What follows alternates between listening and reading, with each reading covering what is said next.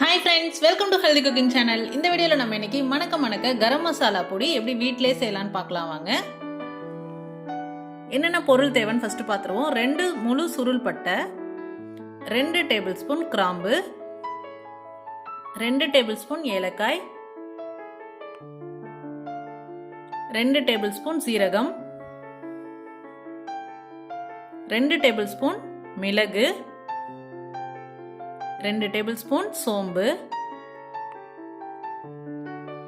1 table spoon சாஜீரா, 5 அன்னாசி பூ, கருப்பு ஏலக்காய் 5, ஜாதி பத்திலி 2, கல்பாசி சும்மா ஒரு சின்ன பீஸ் எடுத்துக்கோங்க, பிரியாணி இலை 5 இலை எடுத்துக்கோங்க. அடுத்ததா ஜாதிக்காய் முழுசு 1, மிளகா காய்ந்த மிளகாய் 2, காஷ்மீரி மிளகாய் 3. அடுத்ததா 5 டேபிள் ஸ்பூன் மல்லி, முழு மல்லி சேர்த்துக்கோங்க. நான் இன்னைக்கு நாட்டு மல்லி சேர்த்துருக்கேன்.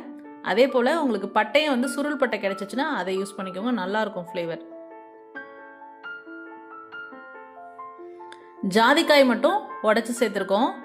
அடுத்தது இந்த மாதிரி எல்லாமும் கொஞ்சம் கொஞ்சமாக கிள்ளி சேர்த்துக்கணும். நம்ம மிக்சியில் அரைக்கிறதுக்கும் சரி, அது நான் இப்போ வெயிலில் நல்லா காய வச்சு தான் அரைக்க போகிறேன், அதனால் அது காயறதுக்கும் ஈஸியாக இருக்கும்.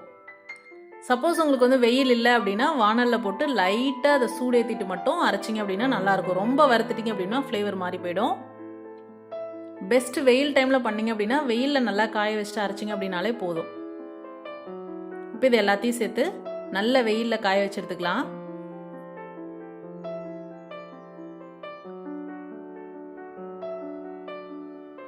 ஒரு 3 hours நல்ல வெயில் அடிச்சிச்சுன்னா அந்த வெயிலில் இருந்தாலே போதும். நல்லா அந்த பொருள் எல்லாம் நல்லா சூடேறிச்சு அப்படின்னாவே போதும். இப்போ இது நல்லா காஞ்சு வந்திருக்கு. மிக்சர் ஜாரில் சேர்த்து நம்ம அரைக்க போகிறோம்.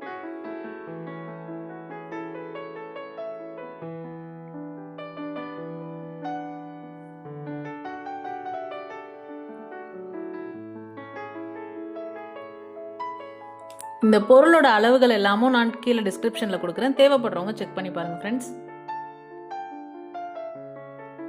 இது எல்லாத்தையும் சேர்த்து அரைச்சி எடுத்துக்கலாம். மஞ்சள் பொடி வந்து ஆப்ஷனல் தான், 1/4 டீஸ்பூன் சேர்த்துருக்கேன் நான் கலருக்காக. இல்லை அப்படின்னா ரொம்ப டார்க் ப்ரௌனாக இருக்கும் இல்லையா, அதுக்காக சேர்த்துருக்கேன்.